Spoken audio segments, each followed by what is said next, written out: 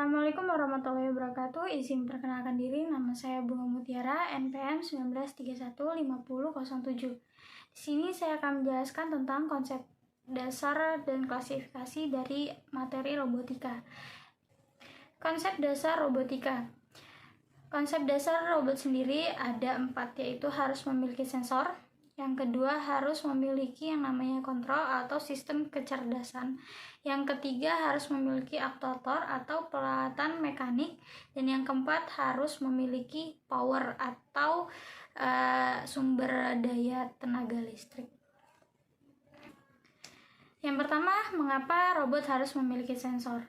Sensor sendiri merupakan perangkat inputan yang berfungsi untuk mengukur ataupun merasakan sesuatu yang ada di luar robot. Inputan dari sensor ini akan diproses melalui bahasa program yang kemudian akan membuat robot bisa melakukan pertimbangan dalam pengambilan keputusan. Yang kedua, kenapa robot harus memiliki sistem kontrol atau sistem kecerdasan? Karena setiap robot juga perlu memiliki sistem kecerdasan yang berfungsi sebagai kontrol yang akan memproses data inputan dari sensor. Inputan ini diproses, maka bagian kontrol akan memberikan output berupa instruksi maupun keputusan pada robot agar melakukan pekerjaan tertentu atau tindakan tertentu sesuai dengan inputan tersebut. Yang ketiga, kenapa robot perlu memiliki yang namanya aktuator atau peralatan mekanik? Karena peralatan mekanik ini merupakan bagian di mana aktuator ini mereka akan menjadi bagian-bagian yang mengerjakan instruksi dari kontrol. Maka bagian inilah yang akan melakukan suatu tindakan atau yang akan berinteraksi dengan lingkungan sekitarnya.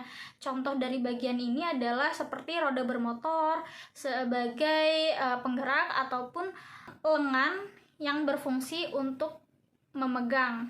Yang keempat, kenapa robot perlu memiliki power atau sumber daya?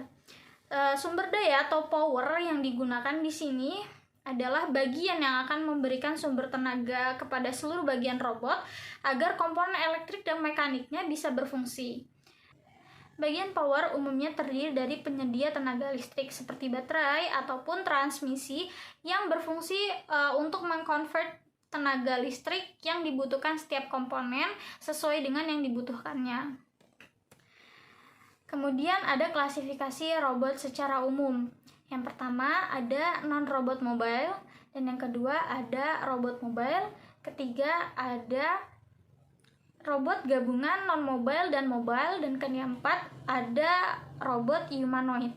Klasifikasi pertama yaitu robot non-mobile, yang mana jenis robot ini tidak dapat berpindah dari posisinya karena robot ini hanya bisa menggerakkan beberapa anggota badannya. Jenis robot ini dirancang untuk melakukan satu fungsi tertentu. Dan yang kedua ada robot mobile.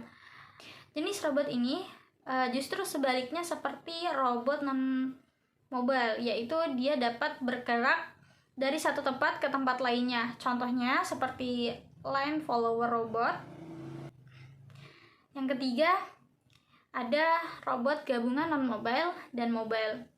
Jenis robot ini merupakan gabungan antara dari kedua jenis robot sebelumnya, yaitu robot non-mobile dan robot mobile, yang mana keduanya akan saling melengkapi dalam melakukan sesuatu tugas tertentu. Robot ini dapat melakukan tugas non-robot mobile pada lebih dari satu tempat karena dilengkapi dengan fungsi mobile robot. Keempat ada robot humanoid. Robot humanoid memang dirancang untuk menirukan manusia seperti adanya mata, telinga dan hidung, kaki dan mata, kepala dan sebagainya. Contohnya seperti robot Asimo dari Jepang. Sekian presentasi dari saya. Wassalamualaikum warahmatullahi wabarakatuh.